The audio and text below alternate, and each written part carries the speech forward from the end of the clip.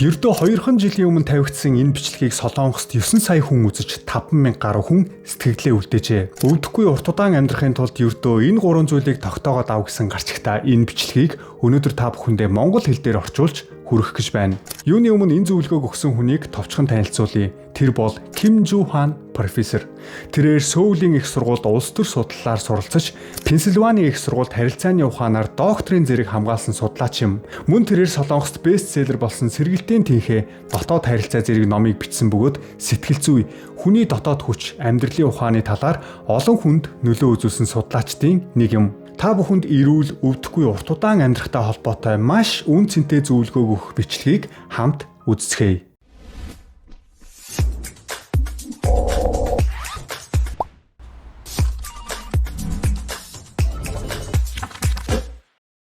여러분 이런 거 та нар энэ хүү мэдээлэлд битгий амархан хууртаарай. Энэ нь сайн гин, энэ нь муу гин, тэрийг идэж болохгүй л гин, тэрийг идэж болно л гин. Маш олон үнэн худлаа нь мэддэхгүй мэдээллүүд биднийг төөрөлдүүлдэг. Үнэн дээр эрүүл мэндийн талаарх дийлэнх мэдээлэл дэндүү худлаа байдаг. Тэр дундаа өдөрт 4 цаг унтахад л хангалттай, 4 цаг унтсан ч эрүүл байх боломжтой гэх мэт яриа байдаг. Үгүй ээ. Тийм биш шүү, тийм биш. Энэ бол үнэхээр аюултай мэдээлэл шүү. Хүн 4-5 цаг унтах юм бол ой санамжийн доройтол мартамхай өвчтөй болно шүү. Би өнөөдөр 4 цаг л унтдаг гэж том дуурдаг байсан Их Британий ерөнхий сайд асан Маргарет, Америкийн ерөнхийлөгч асан Рональд Рейган хоёулаа хожим оюуны доройтлын өвчнөд өвдсөн. За бас кофе бит сайн гэсэн судалгаа маш их байдаг. Эсвэргээрээ кофе бит муу гэсэн судалгаач мөн адил маш их бий. Өөрөөр хэлбэл яг ямар нэг тодорхой хоол хүнс миний эрүүл мэндэд сайн уу муу юу гэдгийг бид өнөөдөр хүртэл бүрэн төгс мэдэхгүй явж байгаа. Хүн эрүүл урт наслахын тулд тодорхой яг юу хийх хэрэгтэй вэ? Энэ нь хүний сэтгэлийн тэнхээ дотоод хүчтэй шууд холбоотой.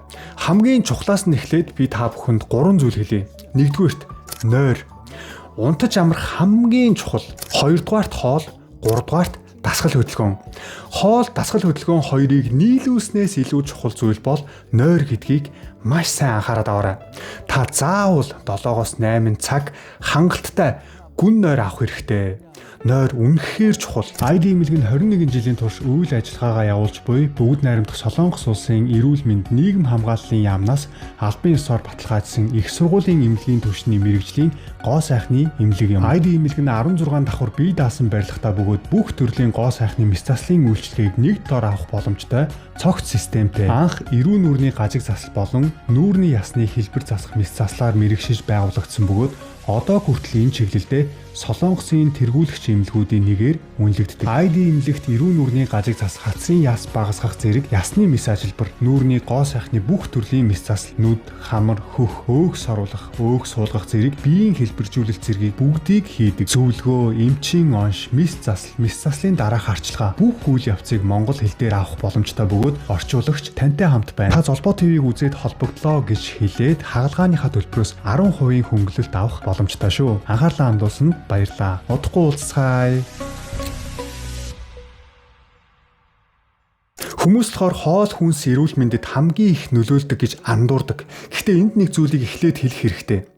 Яг ямар хоол хүнс эрүүл мэндэд сайн бэ гэдгийг шинжлэх ухаан өнөөдөр хүртэл бүрэн тодорхой мэдэж чадаагүй. Мэдээж хүмүүс хооллох цаг, хоолны порцоо тодорхой хэмжээнд зохицуулж чаддаг. Гэхдээ үүнээс илүү өөрөө зориг тавиад, өөрийгөө хянаад, дасгал хөдөлгөөн хийвэл гайхалтай үр дүн нөлөөг биедээ шууд мэдэрч болдог. Биеийн хөдөлгөөн дасгал маш чухал. Бидний байнга бодож явах зүйл бол дасгал хөдөлгөөн. За тэгвэл эрүүл урт наслахын тулд хамгийн чухал зүйл бол нойр гэж хэлсэн. Учир нь хүний биеийн хамгийн үндсэн чухал хэрэгцээ бол нойр. Хүмүүс ихвчлэн өдөржин ажиллаад ядархаараа унтдаг гэж ойлгодог тийм үү? Үгүй ээ. Нойр бол зүгээр нэг амралт биш. Хүний биеийн хамгийн чухал хэрэгцээ гэж ойлгох хэрэгтэй. Хүн унтаж амрах үед биеийн маш олон эсүүд сэргэж байдаг. Тиймээс өдөрт 7-8 цаг заавал унтах шаардлагатай. Нойр дутуу явдаг хүмүүс оюуны доройтол буюу залуугаараа юм мартдаг өвчтөй болох магадлал тун өндөр. Энэ бол бүр судалгаагаар нотлогдсон зүйл шүү.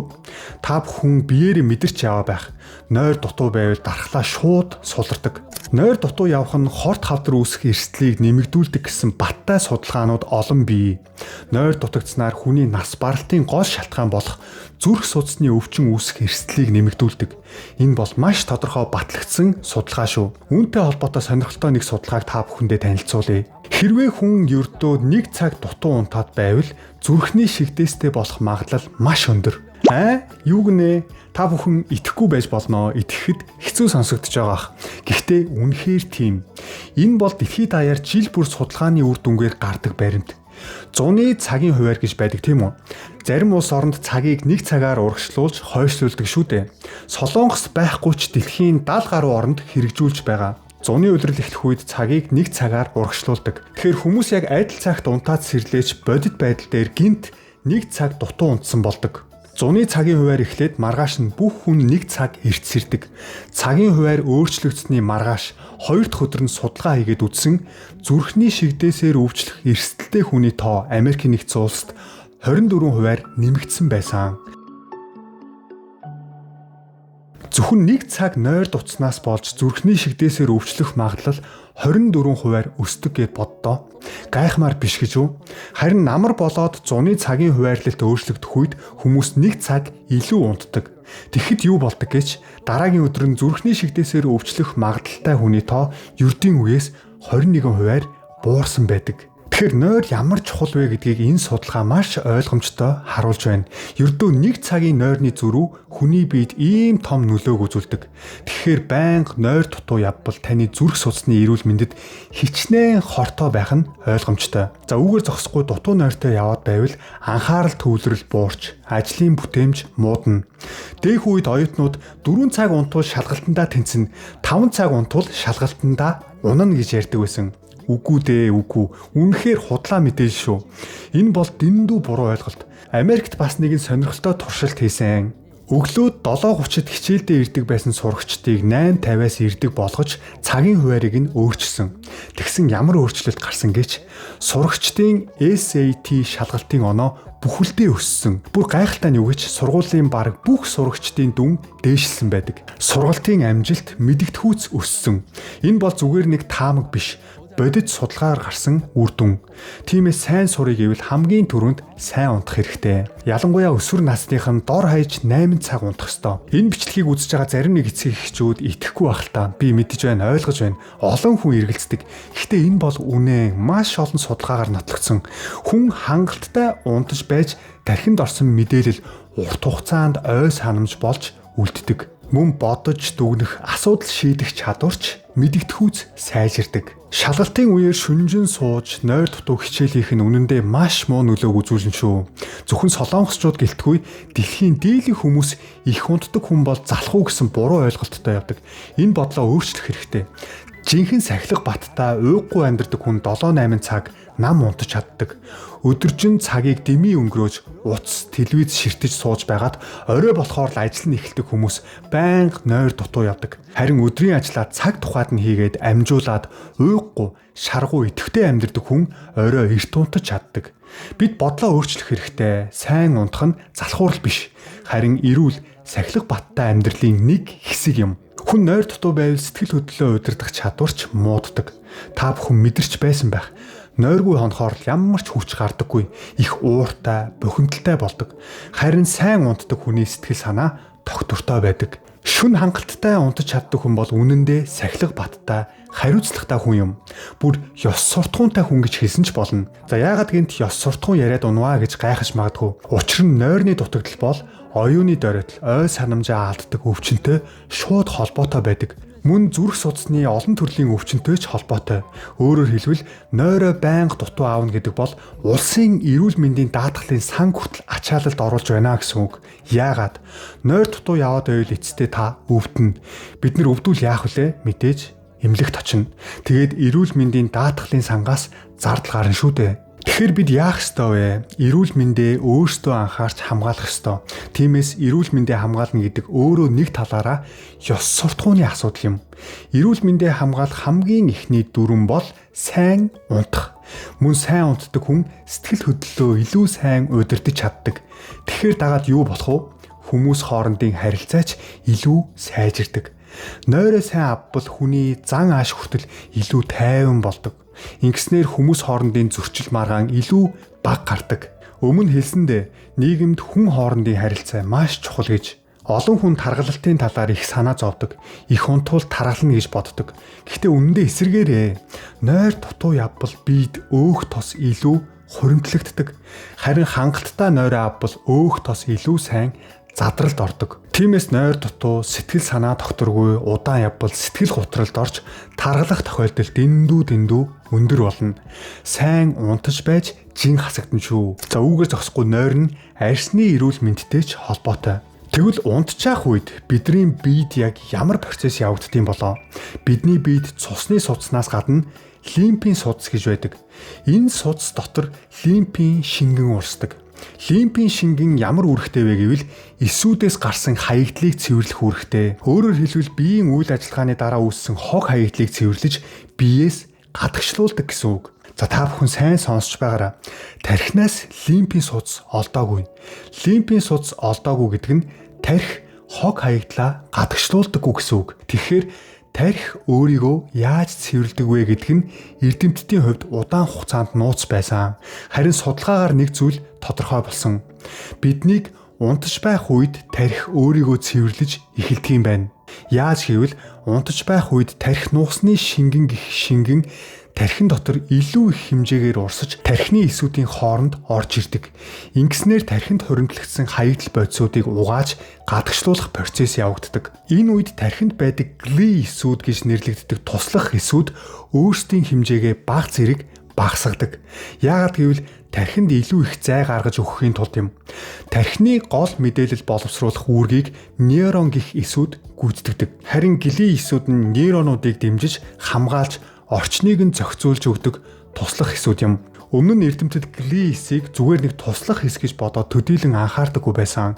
Гэхдээ сүүлийн үеийн судалгаагаар гли эсүүд тархины үйл ажиллагаа, оюун ухаан, ой санамжид ч нэлээд чухал үүрэгтэй болох нь тодорхой болсон. Хүний тархинд ойролцоогоор 100 тэрбум нейрон эс байдаг. Сонирхолтой нь эдгээр нейрон эсүүд тархины нийт эсийн ердөө 10-аас 20%-ийг л эзэлдэг. Харин үлдсэн 80-аас 90% нь гли гэж нэрлэгддэг туслах эсүүд. Эдгээр эсүүд нь тархины эсүүдийг дэмжиж, хамгаалах, мөн өрөвсөл гарвал эмчлэх зэрэг олон чухал үүргийг гүйцэтгэдэг.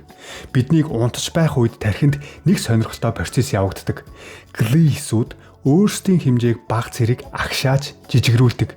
Ингэснээр тархины эсүүдийн хооронд илүү сул зай гарч ирдэг. Тэр гарсан зайгаар тархи нуусны шингэн урсаж орж ирдэг бөгөөд тархинд хоригдлогдсон хаягдал бодисуудыг угааж цэвэрлэж эхэлдэг. Өөрөөр хэлбэл биднийг унтаж байх үед тархи яг л их цэвэрлэгээ хийж байгаа мэт өөрийгөө цэвэрлэж байдаг гэсэн үг. Ингээд тэр шингэн хаягдал бодисуудыг хамт авч тархинаас гадагш урсгаж гаргадаг. Энэ бүх процесс биднийг унтаж байх үед л явагддаг. Харин та шөнө дунд байнга сэрээд байвал тархи өөрийгөө цэвэрлэх ажлаа бүрэн дуусгаж амжаагүй байхад нь тасалдуулж байна гэсэн үг. Өөрөөр хэлбэл тархи шөнийн турш хаягдлаа цэвэрлж байхад нь дундуур нь зогсоож байгаатай адил. Тиймээс шөнө байнга сэрэх, нойр тасалдах нь эрүүл мэндэд маш муу нөлөөтэй. Учир нь тархи өөрийгөө цэвэрлэх энэ процесс шөнийн гүн нойрны үед явагддаг. Тиймээс та бүхэн шөнийн нойрондоо маш их анхаарах хэрэгтэй. Энэ бол хамгийн чухал зүйл шүү. За одоо хоёр дахь зүйл болох хоолны тухай ярив. Мэдээж хоолч бас чухал. Гэхдээ би өмнө хэлсэндээ яг юу идэх нь хамгийн зөв бэ гэдгийг бид бүрэн мэдэхгүй. Хоолны судалгаа хийхэд том асуудал байдаг. Хүмүүс дээр жинхэнэ туршилт хийх боломжгүй. За яг нь эмийн судалгаа бол лабораториор ороод хяналт тавиад дахин боловсруулад шалгаад хэдэн мянган удаа туршилт хийж болно. Харин хоолны тухайд ийм судалгаа хийх маш хэцүү. Жишээ нь улаан мах буюу үхрийн мах, гахаа мах ихэдвэл бүдүүн гидсний хавдар нэмэгддэг гэсэн яриа гарлаа гэж бодъё л доо. Хэр аюултай вэ гэдгийг нь батлахын тулд 2 бүлэг хүн авч нэг бүлэгт нь байнга улаан мах идүүлэх хэрэгтэй болно. А нөгөө бүлэгт нь зөвхөн ногоо, загас ч юм уу те. Тэгээд дараа нь тэр 2 бүлэг хүмүүсийг харьцуулж судална гэсэн үг. Гэхдээ ийм туршилт хийх боломжгүй шүү дээ. Мэдээж болохгүй. Тиймээс эрдэмтэд эпидемиологийн судалгаа гэх аргыг ашигладаг. Өөрөөр хэлбэл хүний бие дээр шууд туршилт хийх боломжгүй учраас олон хүний амьдралын хэв маягийг ажиглаж судалдаг гэсэн үг. Жишээ нь хүмүүсээс ингэж асуунаа. Та өдөрт юу иддэг вэ? Архи сардаа хэдэн удаа ямар хэмжээгээр хэргэлдэг вэ? Махыг өдөрт хэдэн удаа иддэг вэ? Гэх мэт асуулт асууж олон хүний мэдээллийг цуглуулдаг. Олон жилийн дараа тэр хүмүүсийн дунд ямар өвчин гарсан бэ гэдгийг харьцуулж судалдаг. 2017 онд Харвардын их сургуулийн хийсэн судалгаанд улаан мах иддэг хүмүүсийн дунд бүдүүн гидсний хавдрын эрсдэл 17%-аар өндөр байна гэсэн үр дүн гарсан. Гэхдээ энэ тоонд шууд итгэж болохгүй.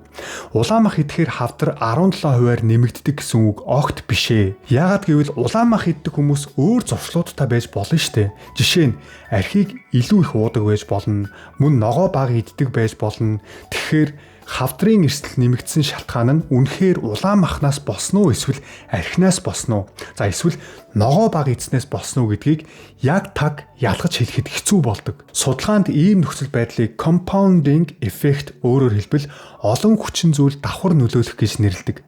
Нэг зуршлын цаана өөр олон амьдралын хэв маяг давхар оршдог учраас ямар хүчин зүйл нь яг гол шалтгаан бэ гэдгийг тодорхой хэлэхэд маш хэцүү. Тиймээс улаан мах хавдрын эрсдлийг 17%-аар нэмэгдүүлдэг гэсэн тоог шууд яг таг шалтгаан гэж ойлгож болохгүй. За тэгвэл бүгдээрээ тамхины судалгааг авч үзье. Та өдөрт хэдэн ширхэг тамхи татдаг вэ? Олон жилийн дараа тамхи татдаг хүмүүсийн дунд уушигны хавдар хэр их гарч байгааг харьцуулж судалдаг. За тэгвэл бид нар яагаад тамхи уушигны хавдар үүсгдэг гэж итгэлтэй ярьдаг вэ? Учир нь судалгааны үр дүн маш хүчтэй гардаг юм аа. Тамхи татдаг хүмүүс уушигны хавдар тусах магадлал 1000-аас 2500% хүртэл өссөн байдаг. 10-аас 25 дахин илүү өсдөг гэж боддоо. Ийм том ялгаа гарсан үед л энэ хоёрын хооронд үнэхээр хүчтэй холбоо байна гэж үзэх боломжтой. Харин улаан махны судалгаан дээр эрсдэл 1000-аас 2500% биш 17% нэмэгдсэн гэсэн дүн гарсан. Энэ бол хүчтэй нотлохоо гэж үзэхэд хангалттай тоо биш. Гэхдээ би энд нэг зүйлийг тодорхой хэлмээр байна. Улаан мах идэхээр хорт хавдар огт тусахгүй гэж хэлж байгаа юм биш шүү. Зүгээр л хоол хүнсний судалгаа гэдэг маш нарийн төвөгтэй байдаг учраас ямар нэг дүгнэлтэнд шууд итгэхэд хэцүү гэдгийг л та бүхэнд ойлгуулах гээд байгаа. Жишээлбэл саримс эрүүл мэндэд сайн гэсэн судалгаа байдаг. Гэхдээ зарим судалгаанд ходоодонд муу нөлөөтэй гэж гарсан байдаг. Ийм болохоор зарим хоол судлаачид бүр ингэж хошигнож ярьдаг. Бидний иддэг бүх хоол нэг талаараа хорт хавдрын эсрэг эм. Гэхдээ нөгөө талаараа бас хорт хавдар үүсгэгч. Өөрөөр хэлбэл хоол хүнсний асуудал тийм ч амар энгийн зүйл биш ээ. Тиймээс энэ хоол сайн, энэ хоол муу гэж туйлширсан мэдээлэлд хит итгэх хэрэггүй. Гэхдээ хоолны судалгаан дээр нэг зүйл харьцангуй тодорхой болсон байдгаа. Тэр нь цусндх сахарыг огцом өсгдөг хоол хүнс юм. Жишээ нь хийжүүлсэн ундаа, чихэрлэг ундаа зэрэг. Ийм төрлийн ундаа эрүүл мэндэд сайн гэж хэлсэн судалгаа бий л ав нэгч харж байгаагүй. Мөн үйлдвэрийн аргаар боловсруулж хийдэг тос, жишээлбэл зарим маргаарын шарсан түргэн хоол, үйлдвэрийн нарийн боовонд их хэрэгэлдэг тоснууд байдаг. Ийм тосыг шинжлэх ухаанд транс тос гэж нэрлэдэг. Энэ төрлийн тос эрүүл мэндэд сайн гэсэн судалгаа нэгч байдаггүй. Харин зүрх судасны өвчин, бодисын солилцоог удаашруулдаг гэсэн судалгаа олон бий. Тиймээс хоол хүнсний талаарх янз бүрийн мэдээлэлд эргэлзэх зүйл байж болох ч бидний биед муу гэдгийг хүн бүр мэддэг бүтээгдэхүүнээс аль болох болгоомжлох хэрэгтэй. Элсэн чихрийг бага хэмжээгээр хэрэглэж болно гэсэн судалгаа байдаг. Гэхдээ элсэн чихэр эрүүл мэндэд сайн гэж хэлсэн судалгаа бол бараг байдаггүй. Харин ч элсэн чихэр эрүүл мэндэд муу нөлөөтэй гэсэн судалгаа нэлээд олон бий. Тиймээс өнөөдөр дэлгүүрүүдэд элсэн чихэргүй, сахаргүй гэсэн бүтээгдэхүүнүүд улам олширч байна. Энэ бол шинжлэх ухааны судалгааны үр дүнг үйлдвэрлэл, хүнсний бүтээгдэхүүнд тусгаж эхэлсний нэг жишээ юм. За тэгвэл хүмүүсийн маш их асуудаг асуулт. Ногоо жимс эрүүл мэндэд үнэхээр сайн уу? Энэ асуултад би одоохондоо яг таг мэдэхгүй гэж хариулна. Зарим хүмүүс жимс маш сайн гэж үздэг, зарим нь бүр жимс идэхэд л хангалттай гэж ярьдаг. Мөн жимсний төрлөөс хамаарат энэ нь сайн, тэр нь сайн гэж ярьдаг хүмүүс ч бий. Гэхдээ энэ бүхний талаар бид илүү олон судалгааны үр дүн гарахыг хүлээх хэрэгтэй. Ногооч мөн адил олон төрөлтэй. Өнөөдөр бидний хэрэглэдэг олон эмийн бодисыг ургамлаас гаргаж авсан байдаг. Тиймээс байгалийн зүйл бол бүгд сайн, химийн зүйл бол муу гэж бодох нь заримдаа буруу ойлголт байж болно. Учир нь бидний мэдэх олон химийн бодисыг анх байглаас ургамлаас гаргаж авсан. Тиймээс яг юу идэх нь сайн бэ гэж бодохоос илүү юуг идэхгүй байх нь зөв бэ гэж бодох нь зөв хандлага юм. Бид нар биеийнхээ цусндах сахарын хэмжээг анхаарч байх хэрэгтэй. Ялангуяа хоол идсэний дараа цусндах сахарын хэмжээ хэр огцом өсч байна вэ гэдэг маш чухал. Сүүлийн хэдэн сарын дундаж сахарын хэмжээг харуулдаг HbA1c гэдэг үзүүлэлт ч байдаг. Гэхдээ зүрх судасны эрүүл мэндийн хувьд хамгийн чухал зүйл бол хоол идсэний дараа сахарын хэмжээ огцом өсөхгүй байх юм. Тиймээс бид нэр хооллохдоо сахарын хэмжээг огцом өсөхгүй байх аргыг мэдэх хэрэгтэй. Түүний нэг энгийн арга бол хооллох дараалал. Жишээ нь эхлээд ногоо идэнэ, дараа нь уураг тос агуулсан хоол идэнэ, мах, загас, өндөг гэх мэт. Харин хамгийн сүүлд нүүрс ус буюу будаа, талах зэрэг хоол идэнэ. Ингэж дараалал барьж хооллох юм бол хоол идсний дараа цусан дахь сахарын хэмжээ огцом өсөхөөс тодорхой хэмжээнд сэргийлж чадна. Хоол идсний дараа 2-3 цагийн дотор цусан дахь сахарын хэмжээ хэр хурдан буцаад хэвийн түвшинд орж байна вэ гэдгийг бас анхаарах хэрэгтэй. Хэрэв сахарын хэмжээ огцом өсөөд 2-3 бүр цаашлаад 4 цаг өнгөрөөд байхад удаан бууж байвал энэ нь инсулины эсэргүүцэл үүсэж эхэлж байгаагийн дохио байж болно. Ийм байдал удаан үргэлжилвэл хэдэн жилийн дараа чихрийн шижинтэй болох магадлал маш өндөр болдог. Тиймээс цусан дахь сахарын хэмжээг огцом өсгөхгүй хооллох нь маш ухаалаг сонголт юм. Жишээ нь элсэн чихэр, цагаан будаа зэрэг хоол сахарын хэмжээг хурдан өсгдөг. Тиймээс маш их өлссөн үедээ шууд будаа идэж эхлэхээс зайлсхийх хэрэгтэй. Эхлээд ногоо эсвэл мах баг зэрэг идээд дараа нь будаа идэх нь илүү зөв. Мөн цагаан будаанаас илүү бор будаа, хүрэн будаа сахарын хэмжээг арай бага өсгдөг. Бид хоол хүнсээ хооллох дарааллаа зөв сонгох нь эрүүл мэндэд тустай. За та бүхэн бүгдээрээ мэдж байгаа үүнээс илүү чухал зүйл бол бид нар өдрийн аль цагт хооллох вэ гэдэг юм. Зарим хүмүүс юу идэх вэ гэдэгт л анхаардаг. Зарим нь калори багасгах талаар боддог. Гэхдээ үүнээс илүү хизээ хооллох вэ гэдэг маш чухал. Бидний бие өөрийн гэсэн биологийн цагтай. Өөрөөр хэлбэл биеийн өдөр шөнийн хэмнэл гэж байдаг. Тиймээс нойр маш чухал. Хүн сайн гүн унтаж амрах хэрэгтэй гэж хэлсэн шүү дээ. Унтах цагаасаа дор хаяж 4 цагийн өмнө хоолоо идэж дуусгах хэрэгтэй. Зарим судлаачид бүр 6 цагийн өмнө хооллох нь хамгийн сайн гэж үздэг. За жишээ аваад үзье. Та орой 10 цагт унтдаг гэж бодъё. Тэгвэл оройн хоолоо 6 цагт идэж дуусгах нь хамгийн тохиромжтой цаг. Гэвч бодит амьдрал дээр дийлэнх хүмүүс 6-аас 7 цагийн хооронд оройн хоолоо иддэг. Хэрвээ та оройн 7 цагт хоолоо идэж дуусгавал 11 цагт унтах нь хамгийн тохиромжтой цаг.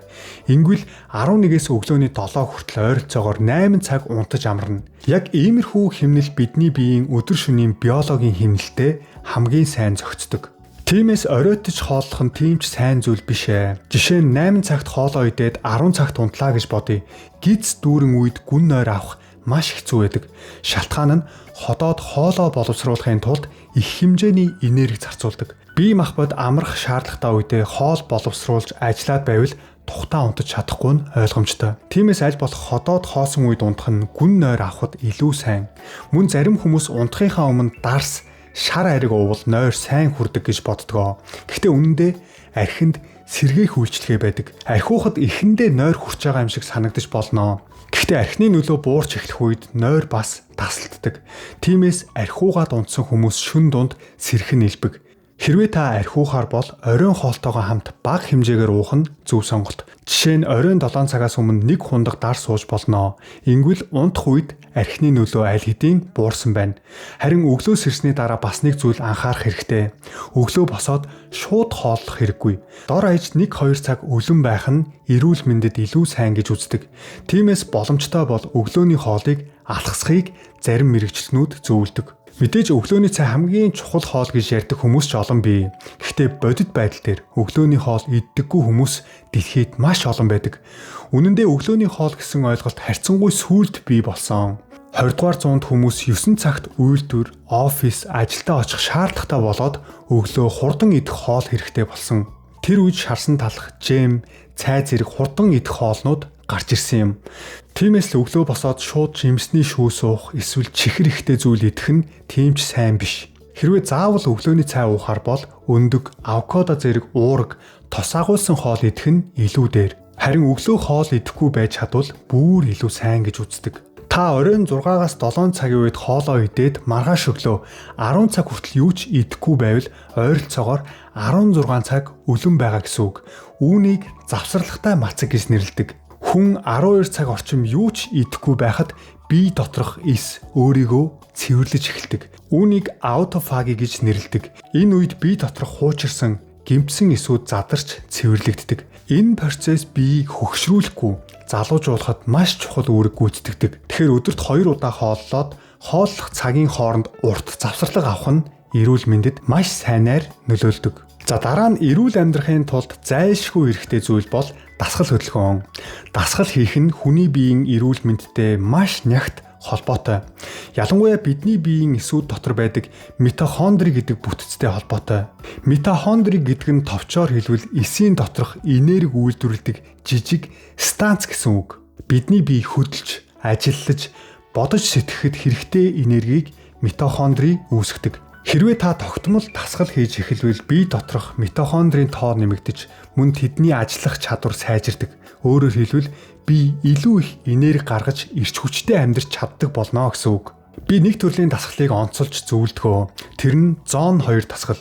Энэ бол хүнд хэцүү дасгал биш ээ. Гэхдээ тогтвортой, удаан хугацаанд хийдэг кардио дасгал юм. Хурдан алхах, удаан гүйх, эсвэл дугуй унаж болно. Энэ үед зүрхний цогтыг 65-аас 70% орчимд барьж дасгал хийх чухал. Хит амьсгаа давхцахгүй. Гэхдээ биеэ баг зэрэг ачаалал авч байгаа мэдрэмжтэй байх хэрэгтэй.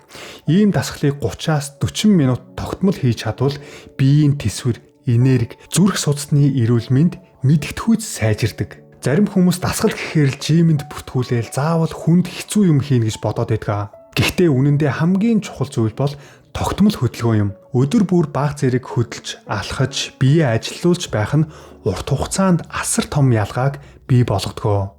За тэгэхээр өнөөдөр ярьсан зүйлийг товчхон дүгнвэл нэгдүгээрт сайн унтаж амрах, хоёрдугаарт хооллолтоо зөв зохицуулах, гуравдугаарт тогтмол дасгал хөдөлгөөн хийх, мөн үүн дээр нэмээд хизээ хооллох вэ гэдгийг зөв зохицуулах нь маш чухал. Эдгээр энгийн зуршлуудыг хэвшүүлж чадвал хүн урт хугацаанд эрүүл, эрч хүчтэй амьдрах боломжтой. Бие эрүүл байвал сэтгэлч бас хүчтэй байдаг. Та бүхэн зөв амьдралын зуршилтай болж 100 наслах хүртлээр эрүүл, идэвхтэй амьдрахыг хичээцгээгээрэй. Бичлэгийг дуустал нь үзсэнд баярлалаа. 끝까지 들어주셔서 감사합니다.